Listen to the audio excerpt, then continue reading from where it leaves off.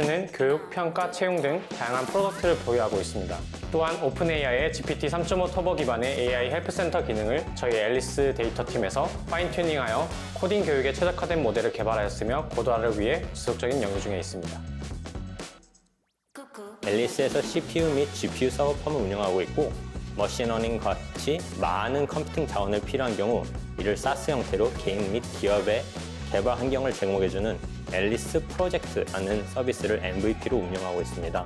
플랫폼의 기능이 방대하기 때문에 한 개의 앱으로만 동작하는 데는 유지보수 및 추가 기능 개발에 한계가 있기 때문에 MSA, 즉 마이크로 서비스 아키텍처를 도입하여 개발하고 있습니다. 물리적인 한계에 구애받지 않는 교육 환경을 제공하기 위해 온라인 화상 강의실을 개발 및 유지보수하면서 웹 RTC, 웹 어셈블리 등 최신 기술을 사용해보는 경험도 할 수 있습니다. 제가 사실 이제 조별 과제 이런 거 발표한 이후로 거의 한 몇 년 만에 서는 거거든요. 그래서 발표가 좀 익숙하지가 않은데 그래도 오늘 한번 좀 이야기 최대한 잘 드려보도록 하겠습니다. 네. 그러면 발표 시작에 앞서서 몇 가지 좀 질문을 제가 드려보려고 하는데요. 혹시 이 중에 블로그를 하시는 분 있으실까요? 나 블로그 한다. 그래서 좀 있으시네요. 그러면은 내가 블로그를 직접 만들었다. 난 내가 블로그 직접 만들었다. 그리고 있으시고, 그럼 이거는 아마 거의 적을 것 같은데, 그러면은 블로그에 쓴 글이 50개가 넘는다. 박수 한번 치면서 시작할까요? 저도 사실 제 블로그가 있는데 글이 20개가 안 넘어요. 그래가지고. 근데 이제 하나의 정적인 사이트를 처음에는 쉽고 재밌게 만들 수 있습니다. 하지만 이제 블로그 글이 1000개를 넘어간다면 혹은 접근성, 인쇄 환경 같이 상대적으로 깊게 고려해보지 않았던 것들을 신경 쓰기 시작하면은 우리는 어떤 문제를 만나게 될까요? 그리고 그 문제들은 얼마나 어려울까요? 이걸 오늘 생각해 보시면서 오늘의 이야기를 들어주시면은 좀 더 재밌게 이야기를 들으실 수 있을 것 같습니다. 네, 안녕하세요. 저는 몇천 페이지 유저 가이드를 새로 만들며라는 주제로 발표를 맡게 된 이찬희입니다. 사용자에게 데이터를 정보로서 전달하는 일에 관심이 많으며 AB180이라는 데이터 스타트업에서 프론트엔드 팀 엔지니어링 매니저를 맡고 있습니다. 오늘은 여러분들께 다음과 같은 이야기를 들려드리려고 합니다. 자, 그러면 이제 본격적인 시작에 앞서서 오늘의 이야기에 주로 나올 유저 가이드가 정확히 무엇이고 왜 새로 만들게 되었는지 짧게 이야기를 드리려고 합니다. 저희는 에어브릿지라는 마케팅 성과 분석 도구를 만들고 있습니다. 이제 보시는 화면은 저희의 이제 대시보드인데요. 마케팅 성과 분석을 위해서 사용자분이 알아야 하는 것도 해야 하는 것도 굉장히 많습니다. SDK를 설치하고 각종 광고 매체와 연동도 하고 애플이나 구글의 개인정보 보호 정책에 관한 이해 같은 것도 있을 거고요. 그래서 이러한 내용은 제품 안에서 안내하기에는 다소 한계가 있습니다. 그래서 저희 회사에서는 이러한 고객들의 궁금증을 해소하고 사용자들의 허들을 낮추기 위해 유저 가이드라는 페이지를 운영하고 있습니다. 보시는 화면이 이제 저희의 에어브릿지 유저 가이드이고요. 이 유저 가이드는 회사 내의 프로덕트 라이팅 팀, 이제 앞으로 제가 PW 팀 분들 혹은 PW 분들 이렇게 이야기를 드릴 건데요. 이런 프로덕트 라이팅 팀 분들께서 운영을 해주고 계십니다. 그래서 처음에는 저희가 젠데스크라는 CMS, 콘텐츠 매니징 시스템으로 이제 유저 가이드를 운영을 했습니다. 보통 문의 창구나 가이드를 만들 때 일반적으로 젠데스크를 많이 사용하시는데요. 특징이 있다면은 레이아웃이랑 테마는 핸들바라는 템플릿 엔진을 사용하고요. 위즈게이터에 글을 작성하면 HTML로 코드를 생성합니다. 그래서 만약에 블로그를 직접 만들어 보신 분들이라면은 고스트, 지킬, 그리고 커스텀 로직이 섞인 무언가 정도로 생각을 하시면 될 것 같습니다. 그래서 언제나 그렇듯 처음에는 별 문제가 없었습니다. 이제 근데 지난 몇 년간 사용을 해보면서 젠데스크를 사용해보면서 불편한 점이 좀 보이기 시작했는데요. 가이드를 작성하다 보니 생각보다 중복되는 화면, 내용이 많았습니다. 하지만 젠데스크에는 콘텐츠 모델 내지는 컴포넌트의 개념이 없었기 때문에 PW 분들께서는 비슷한 모양과 내용을 보여주기 위해 매번 HTML 코드를 붙여넣기 하실 수밖에 없었습니다. 이게 점점 많아지다 보니 반복되는 내용을 수정하기 위해 하나씩 뒤져가며 이제 찾기에도 어려움이 있었고요. 프론트엔드 개발자들의 입장에서는 이게 좀 끔찍하긴 한데 콘텐츠, 스타일, 스크립트가 간결합되어 유지 보수에서도 굉장히 큰 어려움이 있었습니다. 그래서 조금 속된 말로 좀 닮았지만 이제 좀 엄연히 다른 것들이 이제 유저 가이드를 꽉꽉 채우기 시작했습니다. 이제 저는 진짜 미쳐버릴 것 같았죠. 이제 당연히 저만 그러진 않았을 거고요. 당연히 이제 프로덕트 라이팅 팀에서도 이런 문제에 대해서 인식을 하기 시작했습니다. 그래서 작성된 가이드가 이제 1000개를 넘어가던 시점, 이제 올해 초쯤이었는데요. 그때 이제 저와 PW 팀은 불편함을 해소하고 서로가 서로의 일을 잘하는 데 집중하기 위해 헤드레스 CMS를 도입하기로 결정을 합니다. 그래서 이 헤드레스 CMS가 뭐냐를 이제 쉽게 설명을 드리자면은 PW 팀은 콘텐츠 풀이라는 CMS에서 이제 구조화 가능한 형태로 콘텐츠를 작성하고 프론트엔드 팀은 작성된 콘텐츠를 API로 이제 불러와 보여주는 사이트를 만들기로 합니다. 요거는 제가 간단하게 그려본 건데 대략적인 이제 업무 흐름 내지는 이제 어떤 식으로 데이터 이제 정리된 자료들이 뭐 어떻게 보여지는지를 좀 나타내 봤고요. 어쨌든 그렇게 해서 이제 유저 가이드를 바닥부터 이제 직접 만들게 되었습니다. 그러면 항상 이제 개발자들의 즐거운 시간이죠. 이제 즐거운 기술 선택의 시간이 다가왔는데요. 이제 간단한 프로토타이핑을 위해서 뭘 쓰면 좋을까 이런 것들을 좀 고민을 하다가 제가 가장 익숙하면서도 가장 궁금했던 리액트 서버 컴포넌트를 다뤄보고 싶어서 Next.js의 앱라우터를 선택했습니다. 그래서 이제 실제로 개발에 들어가기 앞서서 유저 가이드에는 다음과 같은 특성 내지는 문제가 있는데요. 먼저 코드 블럭, 수용도 등 다양한 콘텐츠를 보여줘야 합니다. 이로 인해 뭐 많은 라이브러리를 사용하게 되어 번들이 무거워질 수가 있을 거고요. 다음으로는 GraphQL을 통해 JSON 형태로 콘텐츠를 가져온다는 점입니다. 일반적으로 이제 블로그를 만드시는 분들은 뭐 MDX나 이런 포맷들을 사용하셨겠지만 어떤 CMS들에서는 이제 별도의 API 형태로 API를 쳐서 JSON 형태로 데이터를 가져와야 되고 그거에 대해서 뭔가 렌더링을 해줘야 되는 형태를 가지고 있는데요. 이 GraphQL은 생각해 보면은 쿼리 복잡도, 쿼리 컴플렉시티의 한계가 있기 때문에 무겁거나 복잡한 데이터는 여러 번 쿼리를 한 뒤에 재조합해야 합니다. 이러한 조합을 이제 흔히 BFF, Backend for Frontend 같은 걸 만들어 이제 실행해서 내려준다면은 그런 것들을 만들어서 내려주면은 뭐 렌더링 로직 자체는 쉽게 자를 수 있겠지만 사실 BFF를 만든다는 것 자체가 조금은 이제 귀찮은 일이긴 합니다. 그러면 위에 두 가지를 조금 더 쉽게 해결해 볼 수는 없을까요? 만약에 가이드에서 클릭, 애니메이션 등 클라이언트에서 상호작용이 이루어지는 컴포넌트와 로직을 분리하고 나머지는 서버에서 렌더링을 수행해가지고 클라이언트로 결과만 전송한다면 어떨까요?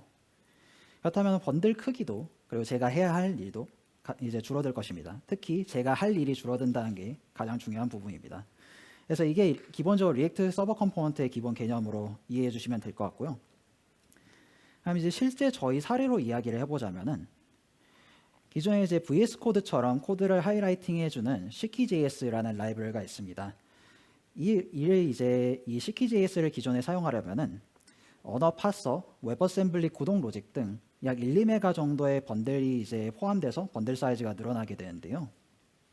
이를 다음과 같이 이제 서버에 위임하고 클라이언트에서는 결과만 받도록 변경하여 이제 번들 사이즈를 크게 줄일 수 있었습니다.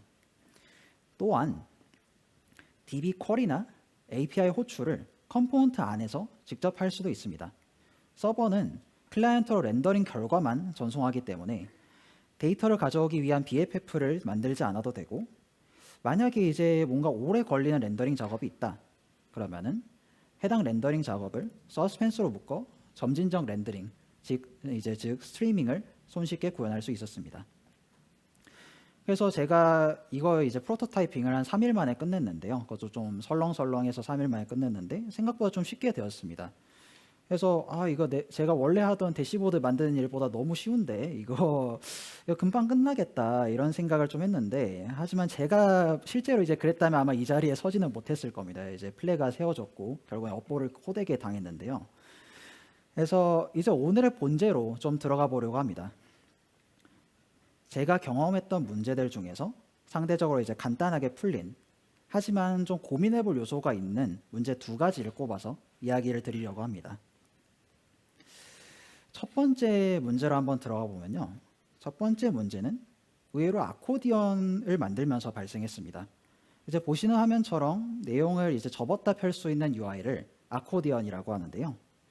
이 아코디언에 QA 항목이 한 줄 추가가 됩니다. 그래서 여러분들 같이 보면은 자, 커맨드 F로 특정 내용을 이제 검색을 했을 때 해당 내용이 아코디언 안에 들어있다면 자동으로 아코디언이 펼쳐졌으면 좋겠습니다. 근데 이제 이 QA 항목이 올라오자마자 바로 한 줄을 또 추가를 하시더라고요. 이거 경쟁사에선 된대요. 와, 제 이 받은 내용이 제 예상을 이제 좀 초월을 했습니다. 심지어 이제 경쟁사에서 된다는 내용까지 있어가지고 전 도망갈 수가 없었어요. 그래서 갑자기 좀 목이 타는데 물 좀 마시겠습니다. 정말 충격적인 상황이었는데요. 그래도 뭐 이렇게 된 거 뭐 즐겨야죠. 도망칠 수 없으니까. 그래서 이제 열심히 자료를 찾아보고 또 이제 경쟁사 사이트도 좀 이것저것 뜯어보고 했는데요. 그러다가 HTML 스펙에 추가된 속성과 이벤트를 이제 사용하면은 이를 쉽게 구현할 수 있다는 것을 알게 되었습니다. 바로 Hidden Until Found 속성과 Before Match 이벤트입니다. 그래서 이게 뭐냐? Hidden Until Found 속성은 정보 접근성 향상을 위해 추가되었으며 검색에서 일치하는 항목이 해당 영역 내에 있을 때 Before Match 이벤트를 발생시킵니다. 그렇다면 이제 해당 이벤트를 저희가 이벤트 리스너로 받아서 커스텀 동작을 수행할 수도 있을 겁니다. 이 스펙 자체는 상대적으로 최근에 추가되었고 기본 스타일이 또 적용이 되어 이 Hidden Until Found를 적용을 하면은 렌더링 상태는 유지하며 요소는 숨기는 콘텐츠 비지빌리티 히든이 적용됩니다. 그래서 쉽게 생각하시면은 디스플레이 논이랑 비지빌리티 히든이 합쳐진 속성 이제 스타일이 기본적으로 적용된다고 이해해 주시면 될 것 같습니다. 자, 그러면은 이 속성 하나만 적용하면 다 되겠네요. 그러면은 한번 적용을 바로 해보겠습니다. 바로 코드로 좀 넘어가 보면요. 자, Hidden Until Found를 그 해당 영역에 적용을 하고 아코디언을 펼치는 핸들러를 이제 선언한 뒤에 Before Match 이벤트에 대한 이벤트 리스너를 이제 등록을 합니다. 자, 그러면은 한번 해볼까요? 자, 저는 지금 열심히 엔터를 누르고 있습니다. 근데 안 돼요. 지금 보시는 것처럼 동작하지가 않습니다. 아니, 내가 뭘 잘못을 했나? 이제 제가 뭔가 잘못 적용한 부분이 있나 해서 열심히 찾아보았는데 크롬 인스펙터를 켜보니까 JSX에 넣은 히든 속성이 렌더링된 결과에서는 다르게 나타납니다. 분명 제가 잘못 작성한 것은 없는데 왜 이런 문제가 발생했을까요? 한번 이 문제를 렌더링 단계를 나눠서 생각을 해보면 좋을 것 같습니다. 그러면 렌더링 단계를 보면은 뭐 JSX로 작성된 객체를 리액트에서 읽어서 리액트 컴포넌트로 변환을 합니다. 그리고 이제 상태의 업데이트, 이펙트 같이 렌더링 대상을 이제 연사한 뒤에 리액트 돔이 실제로 돔에 반영을 합니다. 동시에 이제 돔 API를 연결해서 클릭 같은 인터랙션이 활성화되겠죠. 이게 정확한 설명은 아니지만 대략적인 렌더링 흐름을 보자면은 이렇게 말씀드릴 수 있을 것 같습니다. 자, 그러면은 우리는 여기서 바로 리액트 돔에 주목할 필요가 있습니다. 아까의 히든 속성을 다른 이제 값으로 바꾼 곳이 바로 이곳이기 때문입니다. 자, 그래서 다음 코드는 리액트 돔의 코드 중 한 부분을 제가 가져왔는데요. 자, 여기서 제가 이렇게 하이라이팅한 부분 잘 보이실지 모르겠는데 이 하이라이팅한 부분을 보시면은 케이스절에 있는 속성들은 펑션이나 심볼이 아니면은 모두 빈문자로 변환됩니다. 얘는 이제 프로덕션에서 발생 가능한 보안 관련 문제나 충돌을 최소화하기 위해서 리액트 돔이 갖고 있는 속성값 검증 로직인데요. 이 속성값 검증 로직이 우리가 주었던 히든 속성을 바꿨다고 예상을 해볼 수 있습니다. 자, 그러면은 이걸 리액트 팀은 모르냐? 알고 있습니다. 이미 코어 컨트리뷰터 분에 의해서 1년 전에 이슈가 올라왔는데요. 1년째 업데이트도 없고 그동안 이제 리액터 서버 컴포넌트 준비한다고 내부적으로 코드가 엄청 많이 바뀌어서 이 PR이 사실상 이제 무용지물이 됐습니다. 그리고 저희가 이런 비슷한 것들도 유저 가이드 만들면서 몇 개 작업을 해야 됐기 때문에 뭐 업스트림을 뜯어가지고 뭐 이제 약간 패치 패키지 같은 걸로 코드 수정해서 뭐 이렇게 하는 것들은 좀 생각을 안 하기로 했습니다. 그래서 좀 정리를 하자면은 일단은 제가 주었던 hidden until found 속성은 올바른 HTML의 스펙입니다. 하지만 크롬 102부터 적용 가능한 상대적으로 최신 스펙이기 때문에 리액트에서는 반영되지 않았고 리액트는 이를 잘못된 값으로 인식해서 빈 문자로 변환을 하였습니다. 그래서 의도 자체는 알겠지만 결론만 놓고 보자면은 코어 라이브러리가 접근성을 위한 기능을 제한했다고 볼 수가 있습니다. 그러면은 이러한 상황에서는 어떻게 해야 될까요? 뭐 구현이 어려울 것 같으니까 이제 그 경쟁사에서 돼도 저희는 좀 어려울 것 같아요. 뭐 이런 식으로 얘기를 좀 해볼까요? 뭔가 그러기에는 좀 그런데 관점을 한번 좀 바꿔봅시다. 그래서 아까의 렌더링 단계를 좀 다시 보겠습니다. 그래서 다음과 같이 렌더링 단계를 보면은 만약에 저희가 리액트 돔을 건드릴 수 없다면은 렌더링에 관여하는 다른 요소를 속이면 됩니다. 저는 그 중에서 브라우저, 정확히는 HTML 쪽을 사용해서 리액트 돔을 속여보기로 합니다. 그래서 여러분들께 한 가지 질문을 좀 드려보겠습니다. 자, 다음 코드는 동작할까요? 여러분들이 이제 보통 JSX에서 이제 스타일을 줄 때에는 오브젝트로 이제 넣어주셨을 겁니다. 근데 지금 코드는 문자열로 스타일을 주고 있죠. 이 코드는 과연 동작을 할까요? 정답은 동작합니다. 앞에 스타일 써져 있는 부분이 대문자인 거를 확인하실 수 있으실 건데요. 자, 이게 왜 되냐? 사실 모든 HTML 속성은 기본적으로 대소문자를 구분하지 않습니다. 기본적으로 HTML 만들어졌을 때부터 그랬고요.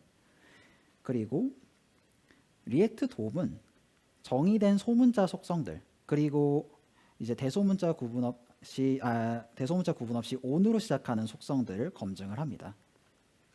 자, 그러면은 이를 활용해서 JSX의 대문자로 속성을 입력하면은 JSX는 그대로 표시를 할 것이고 리액트 돔은 별도의 검증 로직을 거치지 않을 것이며 그렇게 해서 이제 대문자 속성이 적용된 돔은 올바르게 입력한 것과 동일하게 동작을 할 것입니다.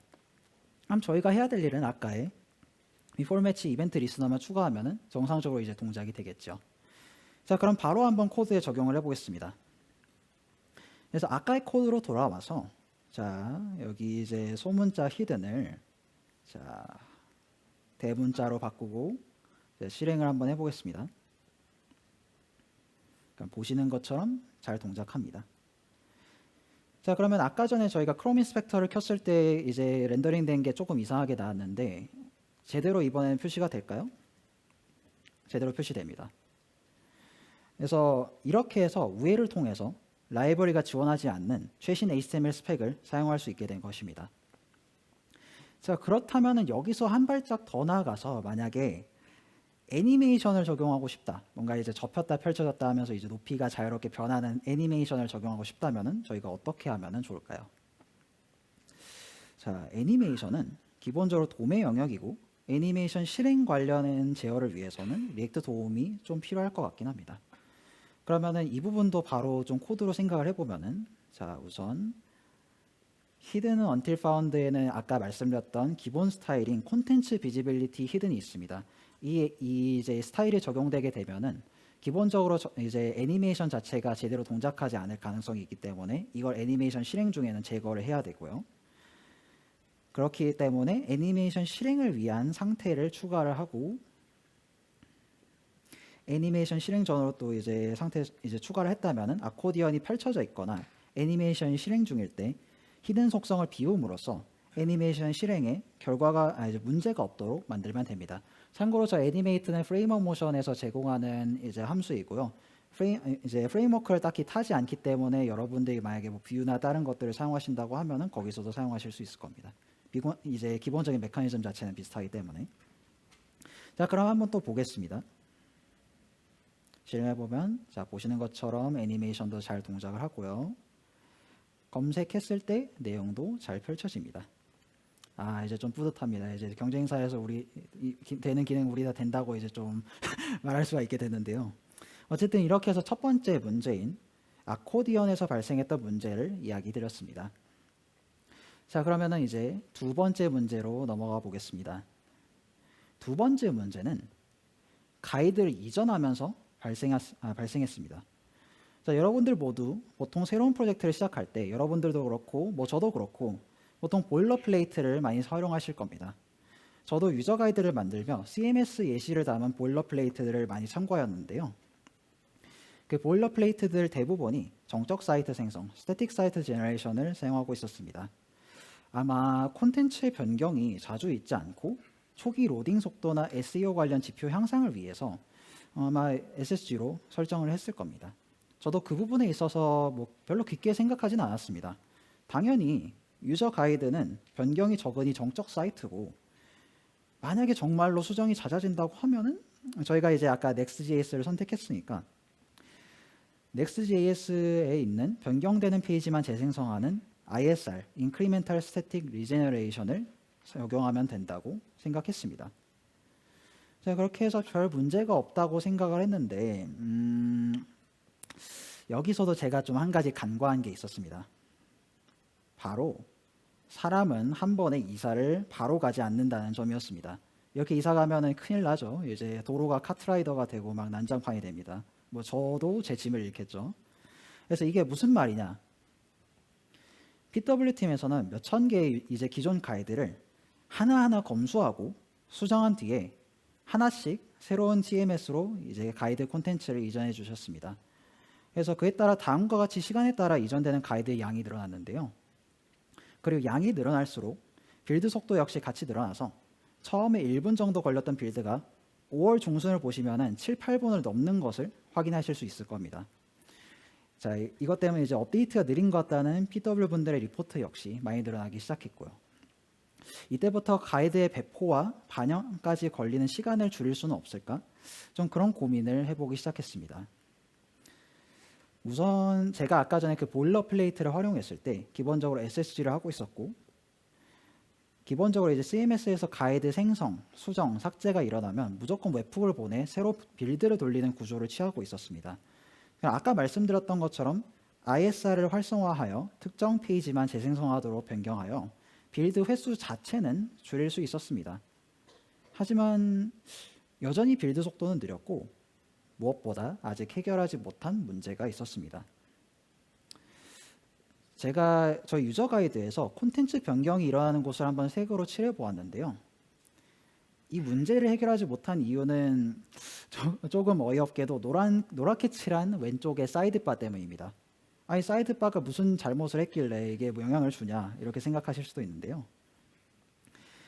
자, 만약 가이드가 삭제가 되거나 제목이 바뀌면 혹은 가이드 간의 순서가 바뀌면 유저 가이드의 모든 페이지에 동일한 사이드바를 노출하기 위해 업데이트가 필요해집니다. 그렇다면 모든 페이지에 사이드바를 업데이트하려면 어떻게 해야 할까요? 우선 가이드 숫자 곱하기 이제 지원 언어 수만큼 재생성 요청을 보낼 수 있을 겁니다. 그럼 요청을 보내면 되겠지만 자, 저희가 가이드가 대충 한 1000개는 넘고 지원하는 언어가 한국어, 영어, 일본어, 중국어가 있습니다. 자, 그럼 1000 곱하기 일단 4 해가지고 서버에 요청을 보내면은 서버가 버틸 수 있을까요? 당연히 못 버팁니다. 서버가 과부하로 정상적으로 처리할 수가 없습니다. 자, 그렇기 때문에 저는 이제 눈물을 흘리면서 느리지만 확실한 새로운 빌드 돌리기 이제 느확비를 할 수밖에 없는 상황이었고요. 이게 굉장히 좀 마음이 그랬습니다. 이게 만약에 유저 가이드 이전 과정에서만 발생하는 문제라면은 그냥 넘어갈 수도 있었을 것 같습니다. 하지만 제가 기존의 젠데스크, 그러니까 저희가 기존에 유저 가이드를 관리하던 젠데스크의 로그 데이터를 확인해 보니 못해도 하루에 3번은 수정이 이루어지고 4일마다 최소 2개의 가이드가 추가가 되었습니다. 그래서 물론 참을 수는 있겠지만 조금 더 좋은 방법이 있지 않을까? 이런 생각이 들어서 좀 깊게 고민을 하고 있었는데요. 그런 고민을 하다가 우연히 하나의 영상을 보게 됩니다. 이거는 이제 Next.js 앱라우터가 페이지스 라우터보다 느리다는 것에 반박하는 영상인데요. 참고로 이 썸네일에 나오는 이분은 이제 시오 브라운이라는 분인데요. 트위치에서 시니어 프론트엔드 엔지니어로 일하다가 지금은 스타트업 CEO 겸 개발 관련 스트리머, 유튜버를 하고 계시는 분입니다. 저도 갑자기 이분 영상이 뜰 줄은 몰랐는데요. 그래서 어쨌든 영상의 내용을 잠깐 보면은 내용 중에서 약간 중복된 요청을 처리하는 부분이 있었습니다. 잘 보이실지 모르겠지만 이제 포켓몬 1, 포켓몬 2와 같이 중복된 요청이 있을 때 앱라우터는 데이터 캐시를 이용하기에 성능적으로 더 빠르다는 내용을 이제 이분께서 이야기를 하셨습니다. 그러면서 실제로 벤치마크 상으로 이제 5화라는 걸로 벤치마크를 이제 돌려봤을 때 보시는 것처럼 페이지스 라우터 대비 앱 라우터가 3배 이상 빠르다고 이제 주장을 하셨습니다. 저는 이 부분을 보고 내용의 옳고 그름을 떠나서 제가 생각하는 렌더링의 단위를 바꿔볼 필요가 있다고 생각을 했습니다. 그래서 이게 무슨 말이냐? 기존에 저는 SSR, SSG, ISR 같이 페이지 단위를 중심으로 렌더링을 생각했습니다. 하지만 페이지의 구성 요소를 하나하나씩 뜯어보면은 분명 동적인 요소도 있을 것이고 정적인 요소도 있을 것입니다. 동적인 것과 정적인 것의 기준을 나누는 것은 좀 다양하겠지만 만약에 이를 네트워크 요청 단위 같은 걸로 좀 바꿔보면은 어떻게 될까요? 그렇다면 기존의 관점이 다음과 같이 바뀔 것입니다. 태그와 그룹핑, 캐싱, 그리고 스트리밍으로요. 실제로 최근 Next.js의 공식 문서에서는 SSG, SSR, ISR 같은 용어들보다는 스태틱 렌더링, 다이나믹 렌더링 같은 용어를 많이 사용하고 있었고요. ISR의 경우에는 네트워크 요청에 적용된 캐시, 리밸리데이트, 태그 옵션을 사용한 스태틱 렌더링의 하나로 설명하는 것을 확인할 수 있었습니다. 자, 그러면은 한번 좀 생각을 해보면 좋을 것 같은데요. 우리가 보통 개발하는 서비스는 정적인 페이지라도 동적인 요소가 있고 그 반대도 있습니다. 마치 스펙트럼처럼요. 그리고 유저 가이드는 CMS에 작성된 콘텐츠를 네트워크로 가져오는 만큼 네트워크 요청이 차지하는 비중이 생각보다 큽니다. 그렇다면은 하나의 서비스에서 상대적으로 정적인 부분과 동적인 부분을 나누고 정적인 부분이 데이터 캐시를 더 적극적으로 활용하도록 바꾼다면 초기 빌드 시간은 줄어들면서 업데이트가 빠르게 반영되는 환경을 만들어 볼 수 있지 않을까요? 그래서 한번 좀 테스트를 해봤습니다. 사실 아까 좀 눈썰미가 있으신 분들은 좀 눈치채셨을지 모르겠는데 제가 이제 동적인 것들은 노란색으로 표시하고 있고요. 정적인 것들은 보라색으로 표시를 하고 있었습니다. 이걸 알아차리셨다면 일단 대단한 거고요. 그래서 한번 좀 테스트를 해봤습니다. 그래서 기존의 정적 생성 로직을 모두 다 지웠습니다. 그리고 사이드바에서 사용하는 요청은 한번 매번 새로 받아오게끔 데이터 캐시를 껐고 반대로 콘텐츠를 불러오는 요청은 재생성, 리밸리데이션 주기를 1개월로 설정을 해보았습니다. 그래서 한번 돌려보니 다음은 이제 두 환경에서의 페이지 스피드 인사이트 결과입니다. 왼쪽이 이제 기존 스태틱 사이트 제너레이션을 했을 때 그리고 오른쪽이 데이터 캐시를 적용한 다이나믹 렌더링 상태인데요. 차이가 없습니다. 보시다시피 이제 큰 차이가 없고요. 심지어 데이터 캐시를 적용한 부분이 조금 더 성능상으로 높게 나오긴 하는데 이 부분은 가이드 페이지마다 일부 편차는 있을 것 같습니다. 하지만 이제 사용자 경험 관련 지표에 큰 차이는 없는 상황에서 빌드 속도를 비교해 보면 빌드 속도가 8분에서 1분 20초대로 줄어든 것을 볼 수 있었습니다. 만약에 콘텐츠 업데이트가 필요하면은 이제 태그를 활용해 묶어있는 요청들의 캐시를 초기화해 주면 됩니다. 자, 그러면 여기서 또 한 가지 질문을 해보실 수도 있습니다. 자, 이제 캐시가 동작을 하려면은 캐시 히트가 필요하지 않나요? 그러면은 최소한 한 번은 페이지에 접속해야 되지 않나요? 네, 좋은 질문입니다. 말씀 주신 것처럼 캐시 히트를 위해서 한 번은 접속이 필요합니다. 하지만 저는 이를 위한 별도의 작업은 하지 않았는데요. 이 부분은 제품의 특성에 따라 다를 수 있지만 유저 가이드는 일종의 문서이며 그렇기 때문에 사이트 맵이 존재합니다. 사이트맵.xml 이런 것들 아마 들어보셨을 거예요. 그리고 우리는 사이트 맵을 주면은 모든 페이지에 1회 이상 접속하는 친구를 알고 있습니다. 바로 웹 크롤러입니다. 이 부분은 언라이트하우스라고 사이트 맵을 읽어서 모든 페이지의 라이트하우스를 측정해주는 도구가 있는데 제가 그걸 사용해 보면서 좀 아이디어를 얻었어요. 어차피 웹 크롤러가 모든 페이지를 방문할 것이고 이 방문 시점에 데이터 캐시가 자동으로 활성화될 것 같다는 생각을 했죠. 자, 그렇다면은 이제 저희가 해야 될 거는 별도의 크론 잡을 만들지 않더라도 단순히 사이트맵을 구글 서치에 서치 콘솔에 등록하고 웹 바이탈스를 확인하며 모니터링을 하는 정도로만 해도 괜찮을 것입니다. 그래서 이렇게 해서 제가 만났던 문제들 중에 기억에 남은 문제 2가지를 꼽아서 이야기를 드렸습니다. 사실 뭐 이외에도 유저 가이드 개발 과정에서 뭐 많은 이야기가 있었는데요. 하지만 오늘은 무엇보다도 좀 앞서 말씀드렸던 2가지 문제를 여러분들께 좀 전해드리고 싶었습니다. 오늘 못다한 이야기는 언젠가 다른 형태로 또 이야기를 드릴 수 있을 것 같고 그랬으면 좋겠어요. 네. 자, 그러면 이제 오늘의 발표를 정리하며 슬슬 마무리를 해보려고 합니다. 오늘 제가 말씀드린 문제들의 해결 방법은 냉정하게 돌아보면 굉장히 단순하고 심지어는 흑마법 같은 부분들이 많았습니다. 아코디언에서 히든 언틸 파운드 속성을 쓸 수 없던 문제는 속성을 대문자로 주어서, 가이드의 양 때문에 정적 페이지 생성이 느려졌던 문제는 SSG 옵션을 끄고 매뉴얼하게 캐시를 제어한다가 끝이었으니까요. 하지만 저는 각 문제들이 함의하는 바가 생각보다 크다고 생각을 합니다. 우리는 아코디언 문제를 통해 프레임워크나 라이브러리가 기능의 개발 혹은 접근성의 구현을 제한할 수 있음을 확인했습니다. 사실 이러한 문제는 리액트만의 문제는 아닙니다. 뷰같이 속성값을 검증하는 프레임워크나 라이브러리에서도 동일한 문제가 있으며, 뭐 반대로 앵귤러, 스펠트, 솔리드, 퀵 같이 검증 로직이 없는 프레임워크들은 보안과 충돌 관련 고민을 개발 단계에서 좀 더 해야 될 수도 있습니다.